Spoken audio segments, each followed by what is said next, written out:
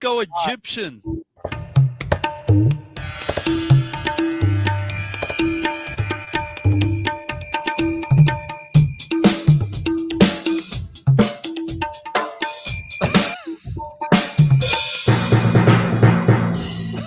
Rick is doing a drum solo today. Yeah. How is everybody doing today? I'm Bart Robley. Welcome to Drummers Education Connection. And I'm here with two of my great friends down in San Diego, Rick Stojak. Welcome, everyone. Playing some Egyptian drumming. And in Tucson, Arizona, Chip Ritter. How you doing, Chip? Good. How you doing? Fantastic. Hey, everybody. Welcome to Drummers Education Connection. And I hope that you guys are seeing us here today. We are on a different, on our other platform today. We're over on the Drummers Education Connection page, which is our public page, as opposed to our normal Drummers Education Connection private page. So hopefully you guys are going to see us there. And then also, since Jeremy's not here and he's the normal admin, this will be only streaming to that location, but it will be pulled down and uploaded to the Deck YouTube channel within the week. So just kind of letting everybody know that. Also, I wanted to let you guys know that we've got a couple things going on. First of all, our good things. But before we do that, keeping the lights on, keeping everything going. If you want to contribute to Drummers Education Connection through Patreon, you can do that. Help us keep the light on, pay for our websites and all that sort of stuff like that. But let's do our good things, a little thing that we check in with each other every week, make sure everything's going good and what we got going on. So I'm going to toss it over to Tucson, to Chip. The Splitter Ritter. What's happening, brother? Happening? What's going on everybody? good morning, for you? guys. It's good to see you both here. Miss Jeremy, he's in our thoughts. Just wanted to say I've got a good thing. I booked a trip to Vegas with my friend Kelly. We're going to go to Vegas and see Ringo Starr's band and the Blue Man Group and Cirque du Soleil. It's going to be happening on the 21st of May. I'm going to go out to Vegas and party, so I won't be in touch with you guys. I'll miss that show. But I won't miss you very much. Perfect. How about you, Rick? Wow, Chip, that's fantastic. That's going to be so fun. You're going to get to see Greg Bissonette play with Ringo Starr. Yeah. That's so huge. That's so fun. All is really great here. I am on a podcast called Beer with Bear. It's a psychobilly podcast, and the episode just got released yesterday. So it deals with the psychobilly scene and that kind of drumming, and reminiscing about all the antics from the band years ago. So I'll be posting that. It's called Beer with Bear. Right on. Barnyard Baller is a crazy band. You wouldn't believe it. And so there's some definite language to, it's not for everybody in this podcast. For my triplet bass book is doing good. So thank you to everybody who's been picking it up. Nice. Offering triplet bass grooves. So how about you, Bart? Man, everything's going great. We're doing really good. I've got 3 gigs this week. One of them's today, and then we're playing Friday and Saturday. Got a couple days off for myself, just going back to teaching, doing that thing. From gigging, I should say, I have a couple days off, and then I split on Wednesday. Go back east for 5 shows back there. We're going to be in the Ohios and in Indiana, so looking forward to that. And just staying busy. The new book, The Rhythmic Journey, is doing good, and so I'm really excited about that. So thank you everybody for making that happen. There you go. Yeah. And we've got some new we got some sponsors on board now on Drummers Education Connection. We've always had Aquarian Drumheads on as our sponsor. They've been the first company to come on board. But today, our first sponsorship with Centerstream Publishing. And I'm I've been with Centerstream for many years. And we're going to be talking about them a little bit later. But thank you to Aquarian Drumheads and Centerstream Publishing. I also made a little bit of a mistake a minute ago. We are streaming live to our YouTube channel. So Chip, if you would go to our YouTube channel and put a link in the Facebook pages, that would be awesome. I made a blunder there when I said that. I apologize for that. Anyway, so today what we are talking about is kind of a subject that we've talked about before, like amongst us, and we all have thoughts on this, and it is, why should you take lessons or study drums after a lifetime of playing drums? Meaning that if you are a professional drummer and you've been playing for a while and everything like that, why do you need to take lessons? Why do you need to study drumming if you're a pro, if you're already out there playing? Why do we need to do that? So I'm going to throw it to you, Rick. I want to throw that question to you first. Why do you think that we need to study drums, or somebody should study drums, anybody, if they're not even, let's say, pro, but they've been playing for a while, they're out there doing some gigs, they're working on with a band? Why should they study? I think hopefully you have so much passion and enthusiasm that you can't wait to learn more, and you're just excited about it. And everybody out there has a little different approach. Yeah. So you'll never stop growing if you open yourself up to what other people are doing. I don't know if you guys have ever seen the Professional Drum Shop videos. Yes. The famous shop up in LA.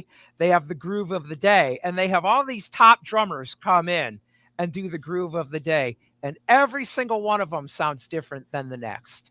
Mm-hmm. And it's fascinating. No one sounds exactly the same. So I think also too that drummers are always looking for the fancy stuff, and they think they've got the easy stuff down. But Right. honestly, the easy stuff is much more complicated than you would actually think. When you're playing simply, your drumming is exposed. It's naked. It's out there.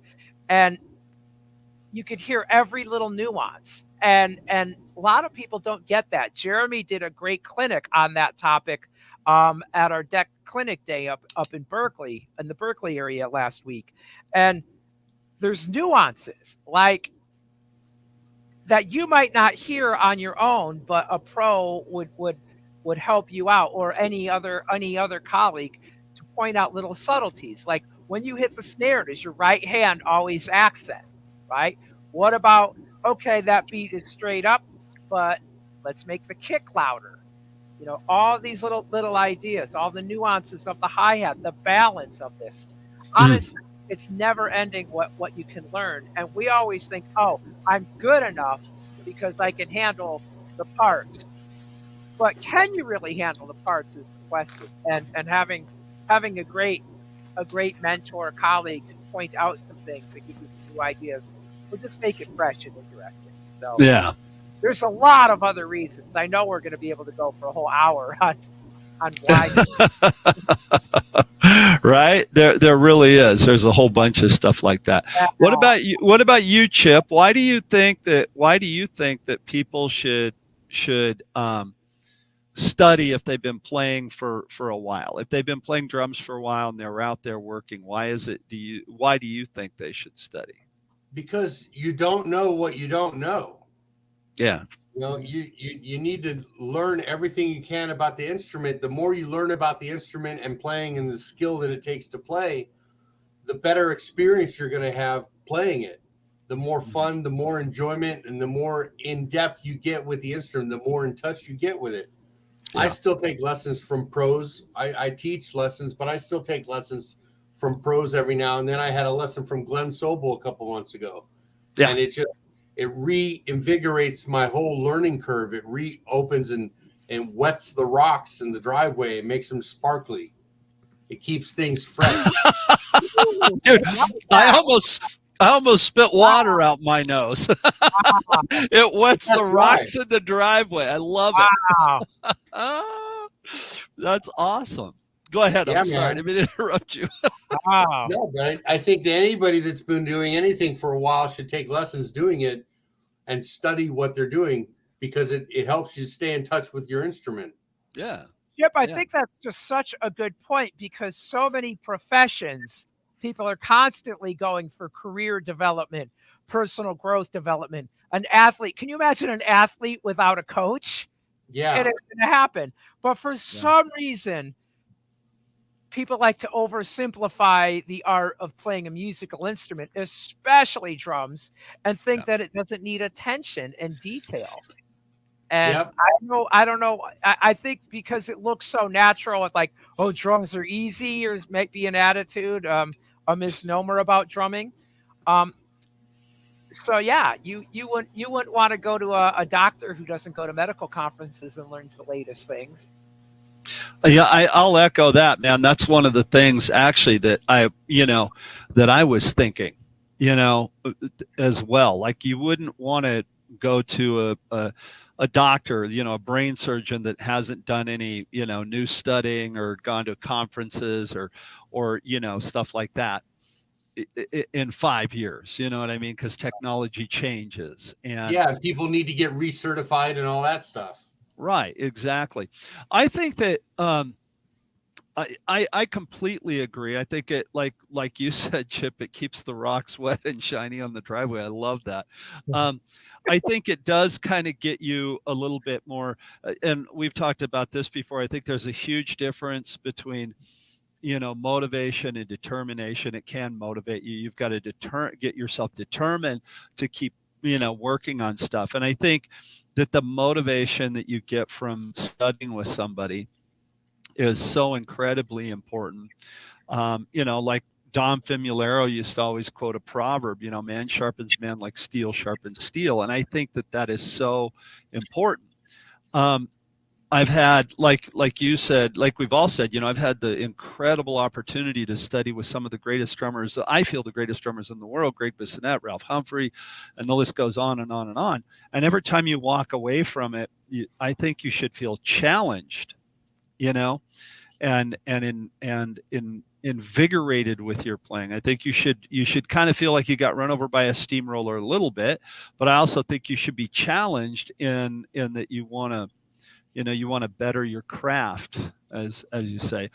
Chip, when you studied recently, who did you say you studied with? With Ray Luzier? Glenn Sobel. Glenn Sobel, sorry, with Glenn. What did you guys work on? And you obviously did it online because Glenn's in LA, correct? Yeah. We worked on some finger technique and some speed drill exercises with BPMs, and watching the wear pattern on my sticks, going over my grip and my technique and my speed. Okay. Now, Rick, you said that you've studied with Zorro. Yes. And how long do you still study with them? Is this an ongoing thing that you do, or what do you guys work on? I haven't studied with Zorro in quite a while, but Zorro, we worked a lot on triplets, which is so classic because my book Mastering Triplets, so much of that is based on things that Zorro and I had talked about, like triplet breakdowns. One triplet, two triplet. There's three partials. So can you play a note on the first partial? One triplet, two triplet with shuffle, or the middle shuffle. One triplet, two triplet, three triplet. Right. The second partial of eighth note triplets, and then putting it together like in groupings of the first two with the shuffle,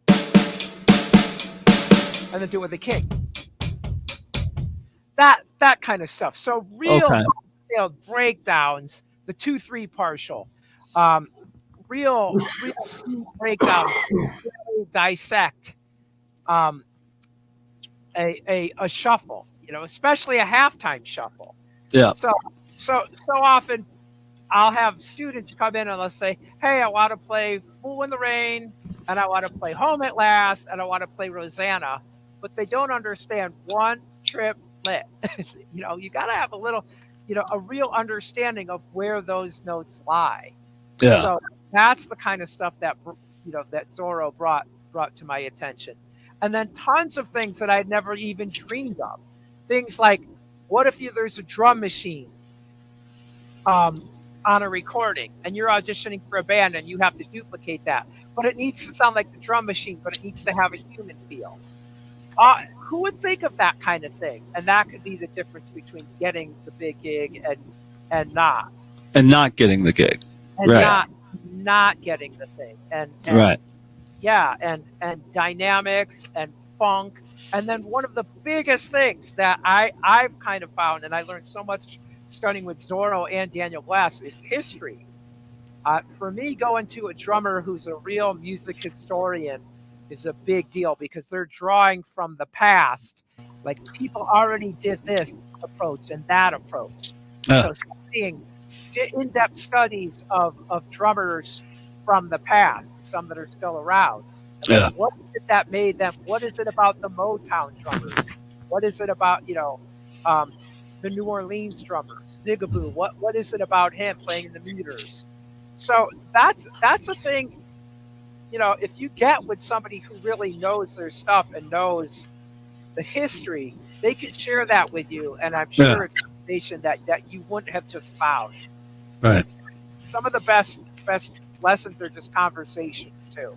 I completely agree with that. And that's going to take me into kind of like my next little thing that I want to say here. And that is this. So sometimes I think that for me, anyhow, some of my best lessons are like music business coaching lessons. Right. Yeah. And Yeah. sometimes it's with a young student who just, hey, I'm playing my first gig and what do I do? And I tell them, well, don't forget your cymbals, don't leave the stick bag at home, all those things that, are just an obvious. But then you get a little bit deeper. Okay. And you got somebody who's not going to do that if they, they're gigging, they're doing some stuff and they're out there working, but they're not really sure about, okay, well, you know what? I'm making a little bit of bread. I'm not making a lot of money, but I'm going to make a few grand this year to add to the bottom line. And what about taxes? What about write-offs? What can I write off? And I don't give tax advice. I'm not a CPA, and I always say that at the beginning of when I talk to about it, because I don't want somebody coming back and saying, "Hey, you said." Talk to your accountant, talk to your advisor, but things like that, there's so many things that happen, as we know, being in a band, right? There's always the two, you're dealing with personalities and talking to young students and people about being in a band and the personalities, on the road. So there's a lot of music business coaching stuff that I really, really enjoy. Mm-hmm. Rick, do you ever get into that sort of stuff with any of your students where it's and we have talked about this. Let me phrase the question this way. I apologize. We've said before that sometimes lessons are a drum lesson and sometimes they're therapy. So does the therapy part of it and the music business coach thing kind of go hand in hand sometimes for you, do you find, or what do you think? All the time. Right. Yes. The business coaching is such a big component, and then just the whole overall, I'm having a bad day, and the drum lessons are here to soothe me out and calm me, and so that those two things are vital, and that's also one of the best parts about being a teacher. It's not just endless paradiddles all day long, It's not. No, sorry. Well, sometimes a bar to diddle. A bar to diddle every once in a while, shake things up a little bit. Yeah. So especially, as far as the coaching, I tell you what, I find that most people don't really have an idea of what it's like to be a musician. What's really what the pay is like. How to make money at it. Should I go to school or not go to school? a lot of students kind of think, especially if they're in high school and they're trying to figure out their direction and their entire life path. They think, yeah, I'm going to get a gig and I'm a good drummer, so I'm going to end up playing with Metallica or play with Madonna or whoever, and they don't realize, the financing, that so many gigs still pay $100 a gig, and that McDonald's will pay you way more than being a drummer for the most part, unless you're wise, unless you turn over every stone. So I always suggest that people get several mentors and really, really look into it, and definitely consider backups to being a musician. So I'm so proud of my student, Rebecca Sykes, man. She's in San Diego. She is just killing it now, man. She's doing the studio gigs. She's doing punk to funk to metal to corporate gigs. And she's a social media, just mega social media monster. She's got it down. So that's other stuff. Like, how do you promote your business? How do you promote? I'm always learning from students about social media, but a lot of them I'm sharing what I do with social media, and it's all of these things that you don't think of. And so, and then as far as the chilling of it, the psychology of it, I have a lot of people, senior citizens, people who are retired, and they're just looking for inspiration, and they're looking for something to calm them down and relax them and get some exercise, and that's fair too. That's cool. Yeah. Chip, what about you? That's awesome, Rick. And I don't mean to just jump off of that and go to Chip. You made a lot of great points there. Thank you. Chip, what about you? How do you feel about that? Do you run into the same problems with students, or if you do run into some of those issues like Rick just described, how do you deal with them? What issues are you talking about specifically? Like, do you feel that like some of your drum lessons are therapy more than a drum lesson because somebody needs to talk to you about the business or talk to you about being a drummer? I think it can be on the as a general rule. I usually keep my lessons pretty strictly to the drumming. Good. Okay. When there's something going on, I try to pay attention and lend an ear, but I don't feel comfortable charging somebody money for me to sit there and talk with them about something other than drumming for that whole session. I usually try to keep it focused on where we're going and what we're doing and turn it back to drumming. What about drumming? What about the business of drumming? Do you feel that? I'm all ears for any of those questions about the business of drumming and the career of drumming. If it's drumming related, then we do that. I just don't, if somebody loses their pet, I'll console them for a while, but I don't want to turn the whole lesson into one of those things. Oh yeah, no. And I didn't mean that. Yeah. No, I get that. No, I didn't mean it that way. Yeah. So maybe I worded it incorrectly, but yeah. You should take lessons and study, even if you've been playing for a lifetime, because it will envelop, it will unleash more and more about your craft, about what it is that you love to do. And if you love what you're doing, it'll let you love it more. Right. I think it's a very good point. You guys are both talking about, like, getting into the other aspects, the peripherals of drumming, like the sideman stuff and what the finances are going to be like. And, not everybody, it's another thing Rick pointed out, not everybody has the same drumming goals. I sometimes forget that not every 9-year-old wants to be an Olympian drummer. Yeah. They want to play some music and they want to enjoy their time. Yeah. So there's a balance there. Yeah. I think it's good to know, for us to know, and drum teachers to know what their strengths are in teaching. And you know what? Like, if you want to talk about your drumming career in social media, I might refer you over to Dan from Drum Talk TV. Like, I'll give you a little bit of information, but Dan is an expert at that, so to speak. If you want to learn showmanship and stick tricks, I'll go, okay, here's the fakie spin and the garden weasel, but you need to get with Dick Ritter, and really learn it, and all of this,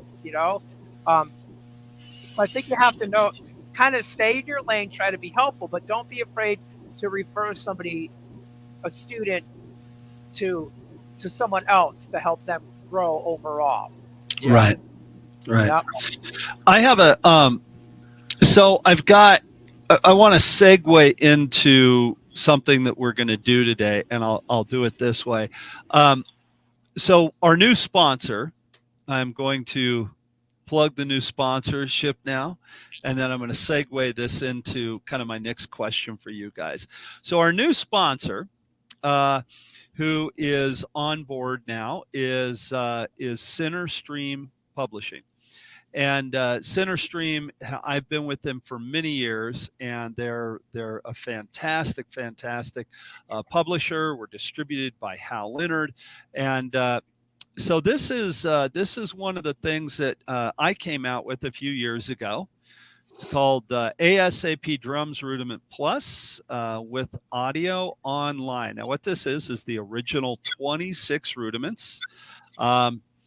And they're all listed right here, and a little bit of a plug on what they are, and then the original 26, not the 40 as we know it, but the original 26. And you can download those and listen to those at halleonard.com.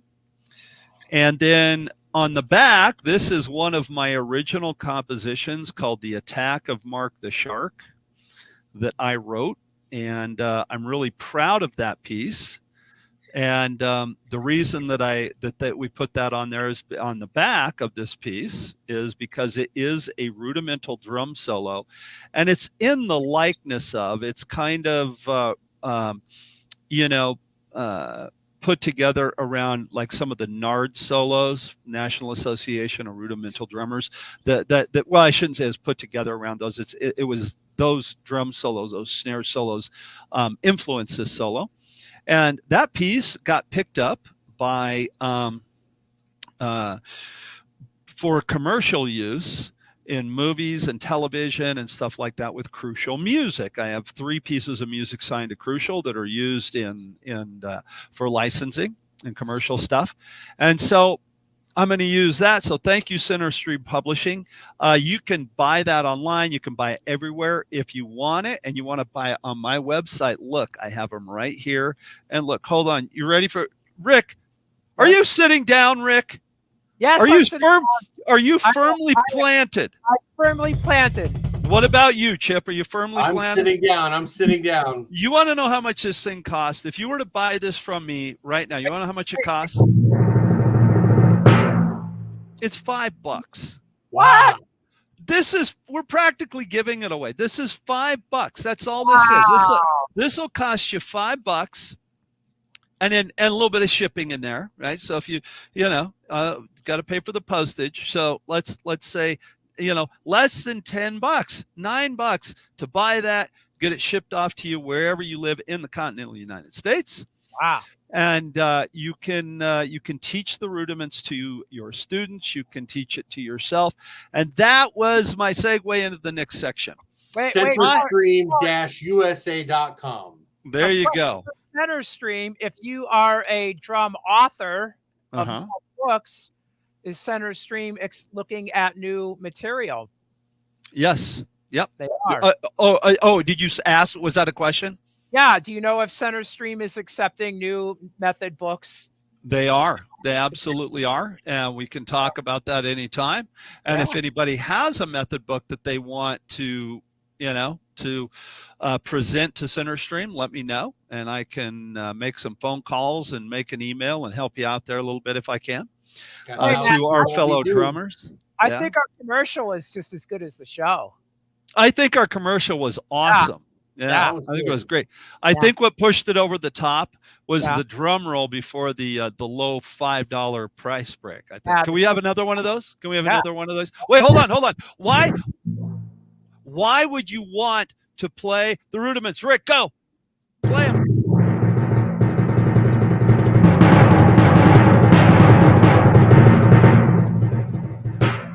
There you go. Because then you can play double strokes like Rick Stojak. That was awesome.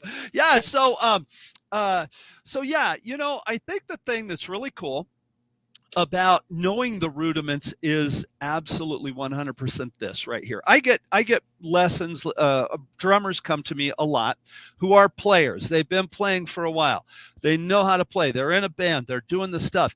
And the first thing they say to us is, or say to me,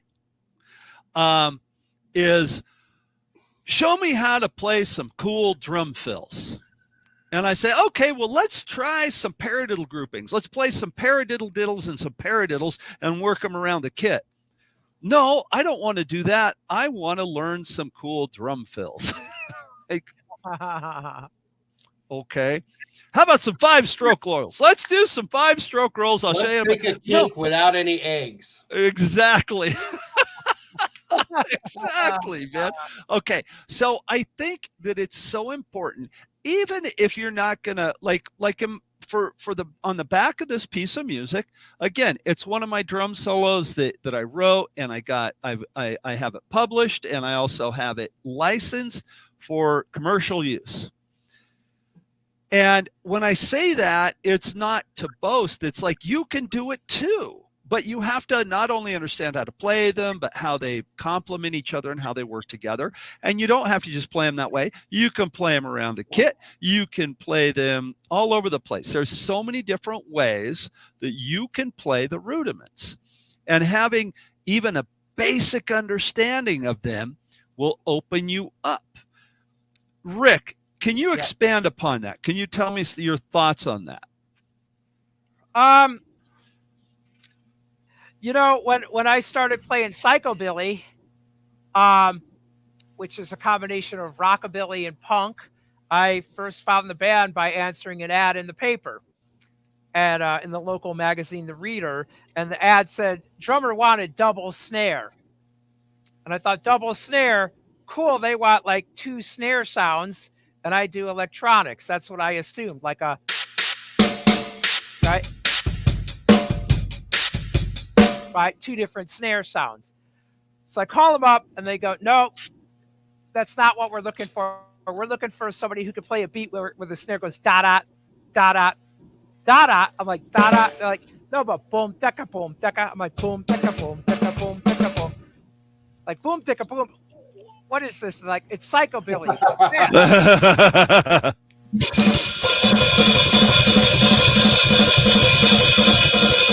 Like a wall of sound. That click kind of sound from the double snare kind of went with the double bass, you know, an upright bass playing click. Guess what? That's a double stroke roll. There you go. Bingo, bango, boomo.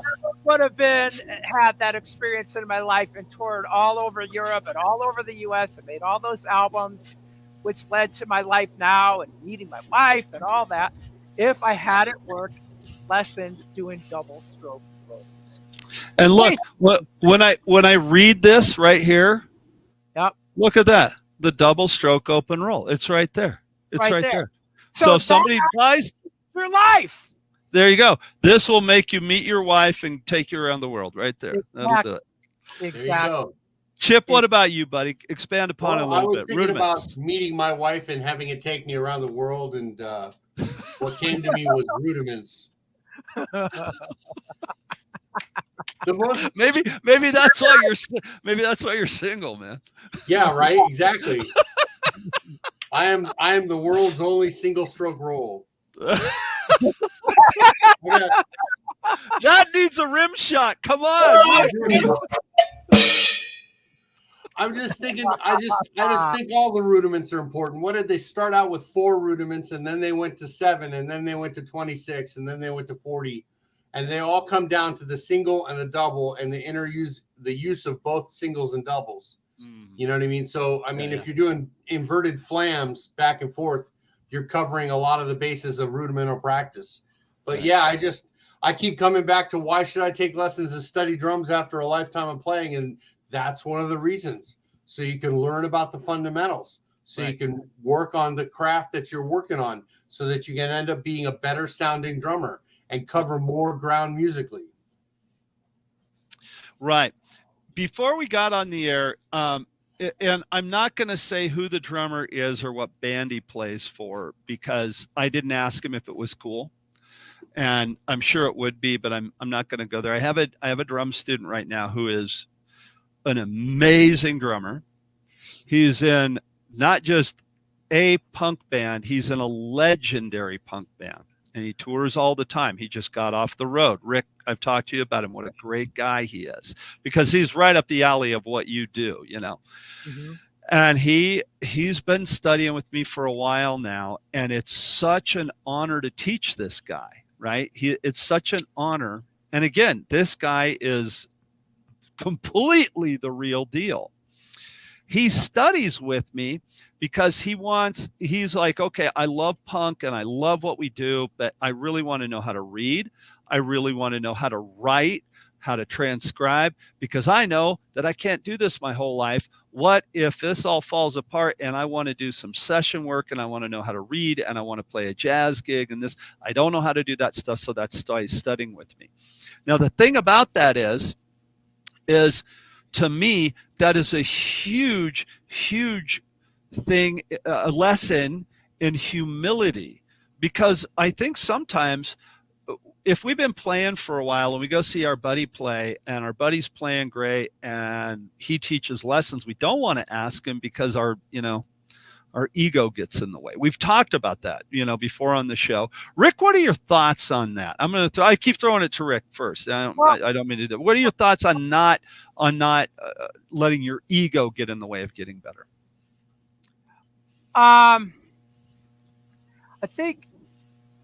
think that many players fall into this. I'm good enough for my gig, mm-hmm. and there's pressure from other people in their bands, like, what, you're taking lessons?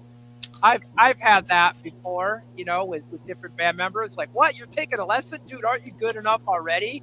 Don't get too good, then you're not going to fit in with our music. And I'm like, well, I'm gonna, just because I've taken lessons doesn't mean that I'm learning to drum fancier for the music. I'm just taking lessons to be a better listener to the music and to really understand the music and to be better for the band I'm in and future bands as well.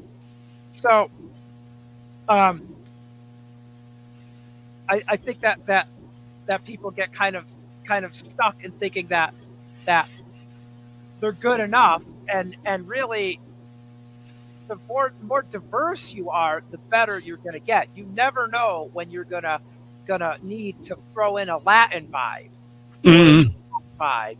or a funky shuffle vibe, and that's what makes your drumming more fresh. That's what makes you more valuable to your band, and so most of the players who I find who say I'm not going to study or don't study are good at one thing and one thing alone. Yeah. And what that is limiting. And the other thing is they always cite, and this is an ego thing, they always cite drummers who are just geniuses. Yeah. Study. But I mean, I've heard it a million times. My brother-in-law, Gene Hoglan, is one of the greatest metal drummers in the world. Just check out his videos. He's out with Death Clock and Bear McCreary right now. So he's a self-studied or self-taught person, but you're not him. So don't think you're Gene Hoglan. He's the sum of his environment. Check out the book, The Talent Code. Gene came up in LA while the music scene was coming up in LA, and he was there as a teenager, and he got a record deal in high school. Not to take away from his genius, but the dude is a genius. So maybe Gene doesn't need lessons, but in a way he does study, because he and I were brother-in-laws, professional drummers. We talk technique, we talk hands. We're always talking about avoiding injuries. Mm-hmm. That kind of thing too. So that's another thing.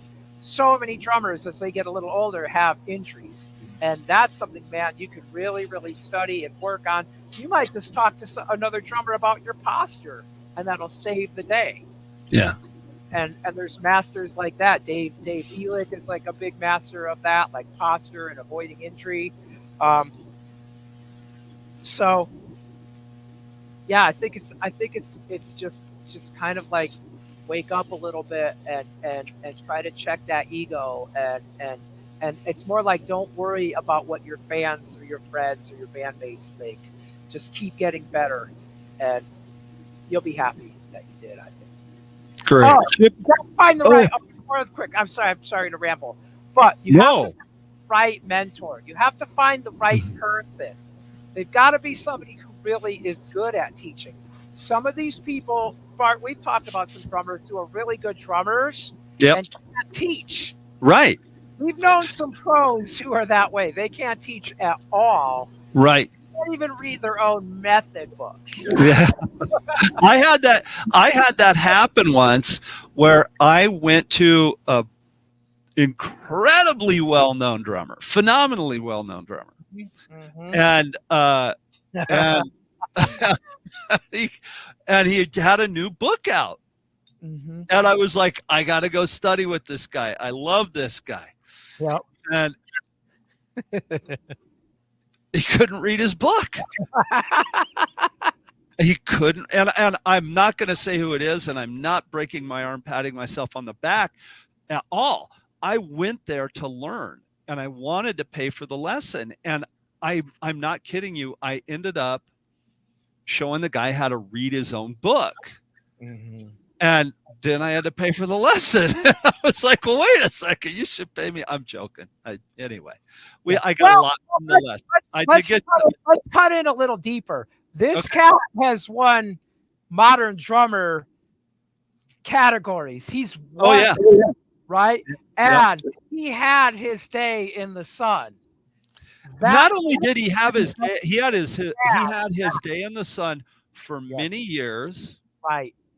In a legendary metal band. Right.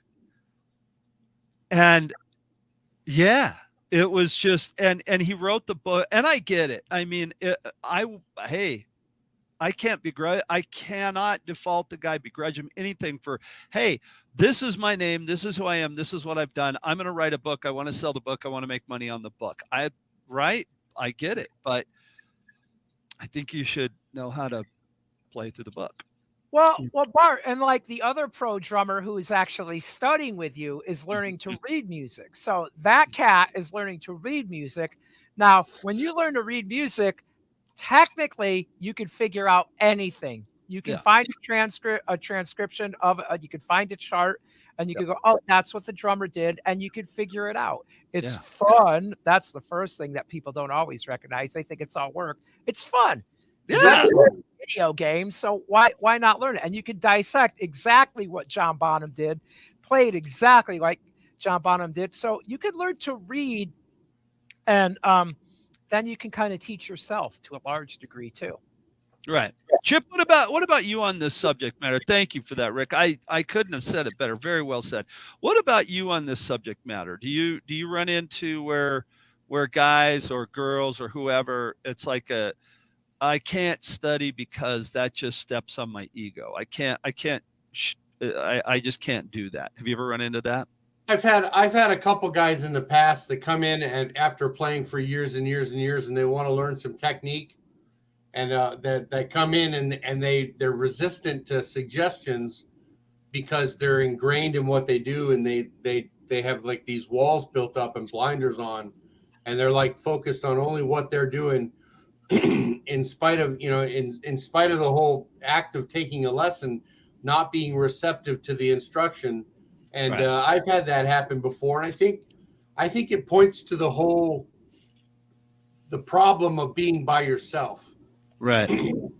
When you're by yourself, when I'm by myself, I'm in enemy territory. I'm surrounded and enveloped by enemy forces, and I'm in a bad neighborhood when I'm by myself. When I share things with other people and I talk to them about the situation, I end up opening channels of enlightenment that were not there before. I like that. The two heads is better than one thing comes into play, and you start realizing that information being transferred back and forth grows exponentially, and you start learning and you start evolving as a player. And some people just don't want to do that. They just want to put their blinders on and say, hey, I'm doing what I do. And that's fine. You know what I mean? I think if that's really what you want to do, then go ahead. But there's so many reasons to take lessons is to study. And number one of them, the main one is to learn and to grow as a human being, is to become better at what you do. Yeah. And I completely agree with that. And I've got to say this. Okay. I have to throw this out there because everybody, there's always two schools of thought when it comes to who's the greatest rock drummer to ever live. You usually John Bonham. Yep, there you go. Thank you. You're right, Chip. You're right. You win here. Look, you win. Here you're good. You win this. You win a Kelly shoe. All right. There you go. You bet. You won that. Way to go. So yeah, it's always John Bonham, or some people say Neil Peart, right? There's like two schools of thought, and there's no denying the genius of either one of them. I'm a John Bonham man myself. You listen to Neil Peart, and if you're into prog rock and stuff like that, I mean, he is arguably the greatest drummer to have ever lived to do what he did. I mean, it just, I mean, that I can feel safe in saying that. Mm-hmm. When in the 90s, I was walking through place out here called West Coast Drums. Chip, did you ever go there when you lived out here? I've seen it. I've been there before. Yeah. So I was in West Coast Drums and buying some junk and just hanging out. And there was a video up of Neil Peart talking about, oh yeah, I'm at my drum lesson last week and blah, blah, blah, blah, blah. He was studying with Freddie Gruber. Wow. Neil Peart takes lessons. I'm 20 something. And then the next video, they take that video out. This is old VHS. They put in the new Dave Weckl video, right? And I'm watching the Dave Weckl video, and he's talking about, oh, yeah, well, I'm studying with Freddie Gruber right now, and this is what we're working on. I'm like, Weckl takes drum lessons? Oh, my God. So I bought both those videos, and I thought to myself, well, if Dave Weckl and Neil Peart have to take drum lessons, and I definitely have to take lessons. And that's when I started studying with a guy by the name of Bill Hartel and many drummers around here. And then I got introduced to Bissonette and blah, blah, blah. Well, then time goes on a little bit. And unfortunately, we lost Freddie Gruber, who was one of the greatest minds ever when it came to technique and how a stick reacts. Billy Gladstone method, the molar sticking method, all these things. And Neil Peart still wanted to study. And so he went and studied with Peter Erskine. And up till he got too sick to where he couldn't play, this is what I understand, I could be wrong, but he studied with Erskine for the last part of his life, And I mean, the humility that shows. I'm the greatest drummer in the world. I'm Neil Peart. I don't need to do this. I could just go and retire. But he loved, it's not about money or anything like that. It's about, how do I make these darn sticks work? How do I get better at it? I think that shows huge humility. Yes. When you come across somebody, Chip, I'm going to throw it to you. When you come across somebody that has that thing going on where they're like, yeah, I don't want to study. I don't think that I need it, and I'm just going to stay in my own lane. I mean, you just kind of at that point, okay, great, and you let it go, or do you ever try to hey, we'll talk about things like that, like Gruber and Neil Peart, or what do you do? I talk about things like that, and I just try to not let them go with just hey, fine, be that way. You know what I mean? I want to see somebody grow and learn and progress and reach the potential that they possibly can reach. Untapped potential is what this is all about. When you're talking about somebody who's playing for a lifetime of playing and they don't want to study, they're still not reaching what they could be doing. Right. And, just imagine where they would be if they had a teacher or a mentor that could inspire them and get them back into the instrument. Right. The other thing I was thinking about was we were saying Neil Peart, and I got told it's Peart. Peart, right. I know. Yeah. So to any of the hardcore fans, we apologize. Neil Peart was one of the greatest drummers in the world. I remember being in Boy Scouts, being 13 years old, and having a friend of mine turn on the exit stage left drum solo from that live recording. Yeah. And I would remember how the stars looked to this day, thinking about, wow, they let you do that on the drums. That's just amazing. And it was like he was one of my inspirations for a lifetime of playing, man. I love Neil Peart. Hey, And- Chip, I have a question for you. What is the name? How do you pronounce the name of the cymbal company that you endorse? Peisty. Not pasty, it's Peisty. Peisty, like feisty. Peisty. And what's the name of Rush's drummer? Neil Peart. That's what drum lessons are like, folks. Right there. There you go. That's it. It's just that. You think you had it, and maybe you don't.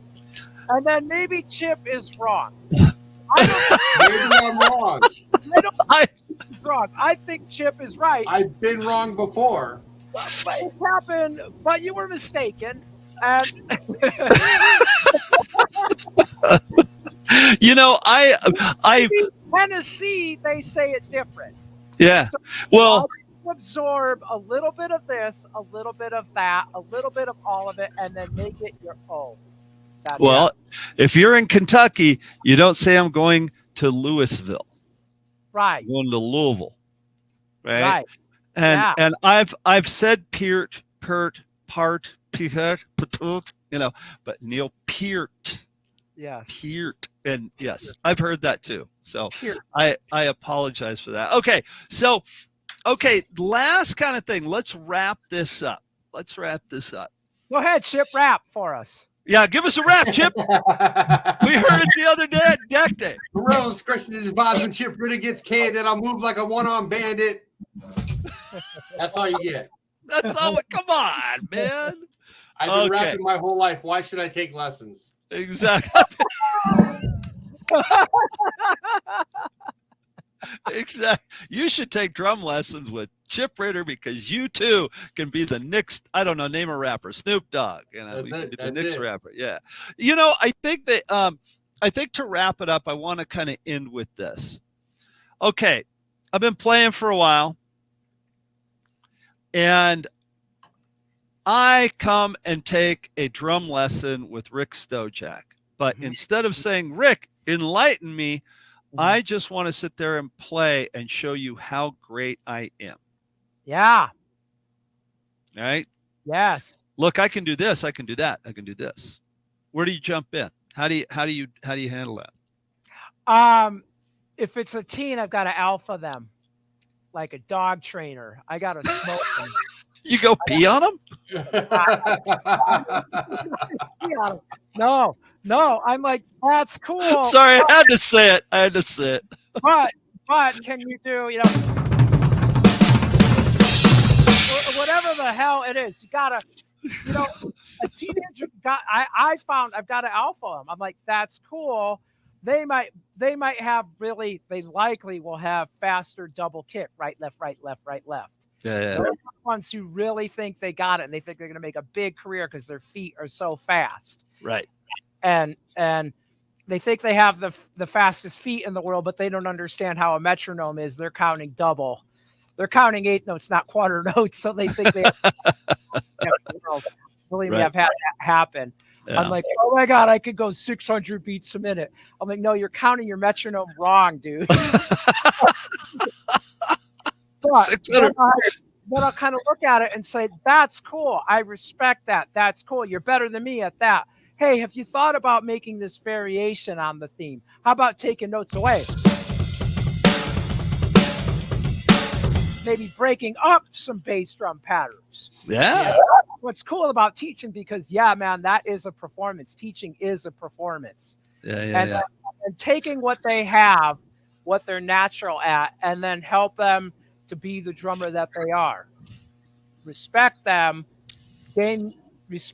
try to get them to gain your respect, and then just to give some insights like, oh, dude, I love what you're doing. And then I think, wow, what could I do with that?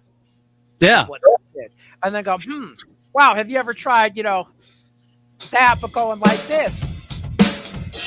Voicing the cymbal in a different way like that, And then we just start, and then we're on a journey. We're on a discovery together. Hey, what can we do with it? And that's what's so I fun. like that. That's what's so fun. And then if they're good enough, perhaps I'll just say, you know what? I got a gig offer.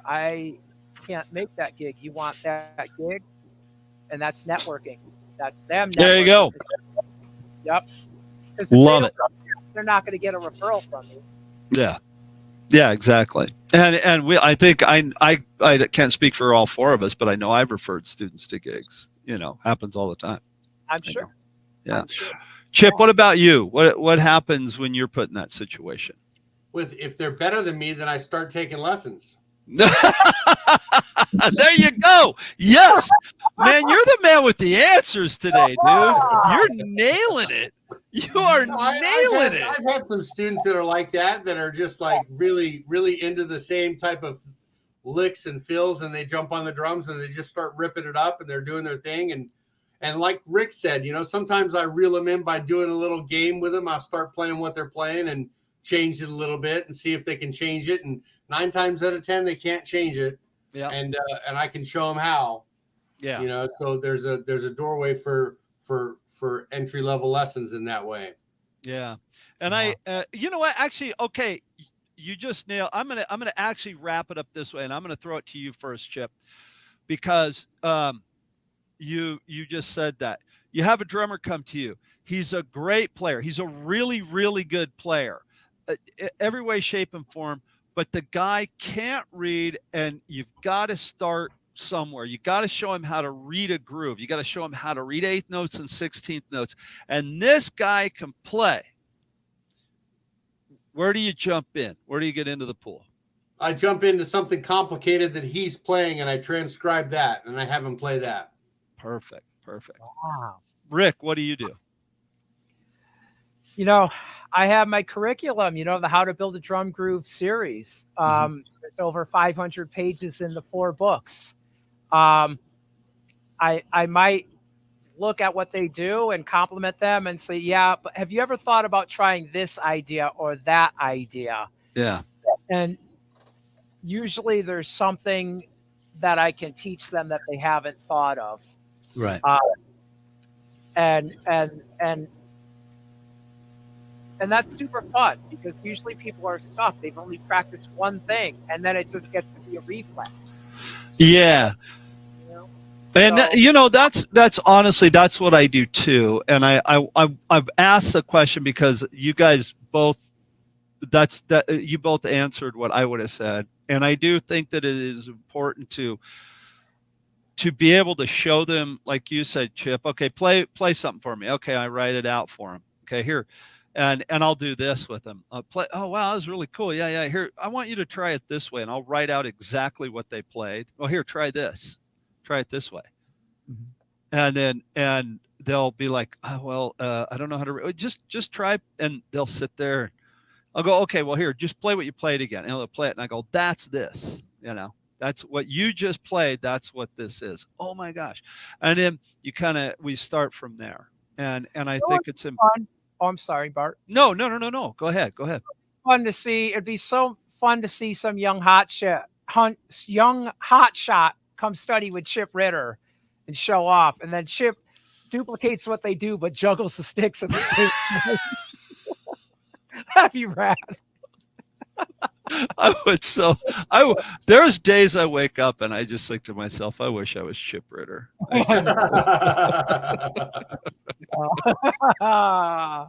Oh man. Hey guys, I want to say thanks for watching. We're at 11:58 and this is you know what, I'm kind of in charge of this thing today and I didn't put what episode this was. I'm going to go into YouTube and take care of that tomorrow. I've got to get out of here to a gig today. What episode is this, Rick? It's 170? I think it's 160. Oh, 160. No, I think it's 170. Really? We're at episode 4,372. Hi, man. What? We've been going a long time. Alfredo Wally was 160 last week, right? Well, Alfredo Reyes. So okay. 161. So this is episode 161.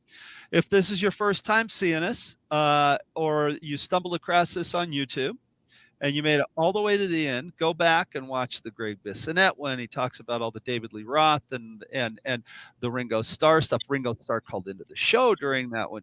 Look at the Dave Northrup one, talking about all the stuff with Travis Tritt and all the country legends that the guys played with. Watch Wilfredo Reyes Jr. from Chicago and Santana. Come on, we're giving this stuff away. It's free. And check us back here next week, Drummers Education Connection. If you are not a member of Drummers Education Connection on Facebook, go. It's the private page. You can watch our public one. Go to our private page. There is so much information on there, not just from the four of us, but from other amazing drummers. Go to chipritter.com and buy Stick Tricks by Chip Ritter, his DVD, and buy his book Snare Force One. Go to Rick Stojak Drum Studio, buy all four of his books, How to Build a Drum Groove, Volume 1, 2, 3, and 4. You can go to my website, buy all my stuff, buy my album, buy The Ruins, which is my solo album. You can get all the Sam Morrison Band stuff there, all my books, my new book, The Rhythmic Journey. And then as plugs today, you can go there and buy this right here. Ta-da. Centerstream Publishing. Centerstream Publishing. We want to thank Centerstream for being a sponsor of the show. Drums ASAP. This is only $5. $5. And as Rick said, if you learn how to play the second rudiment, the number 2, the double stroke roll, you will tour the world and you will meet your wife. If you're already married, you're screwed. Anyway. So I don't know what's on tap for next week. I do know that we will be here having fun. Thank you to everybody who came out to Deck Day a couple weeks ago. Everybody have a great Tuesday. Go practice. Rick, play the drums and get us the heck out of here.